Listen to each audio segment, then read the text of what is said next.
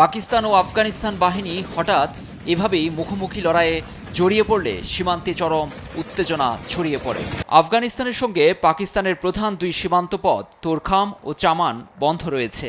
আফগান সরকারের এমন হামলাকে অগ্রহণযোগ্য ও উস্কানি আখ্যা দিয়ে উপযুক্ত জবাব দেওয়ার হুঙ্কার দিয়েছেন পাকিস্তানের প্রধানমন্ত্রী শাহবাজ শরীফ। আর দেশটির তথ্যমন্ত্রী আতাউল্লাহ তারার অভিযোগ, আফগানিস্তানের পররাষ্ট্রমন্ত্রী যখন ভারত সফরে তখনই পাকিস্তান ভূখণ্ডে ঘৃণ্য হামলা চালিয়েছে কাবুল।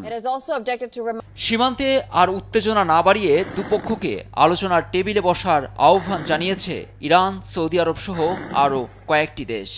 মধ্যস্থতার প্রস্তাব দিয়েছে তেহরান। এ অবস্থায় আফগানিস্তানের পক্ষ থেকে হামলা বন্ধের দাবি করে পাকিস্তানের সঙ্গে বন্ধুত্বপূর্ণ সম্পর্ক চেয়েছে কাবুল।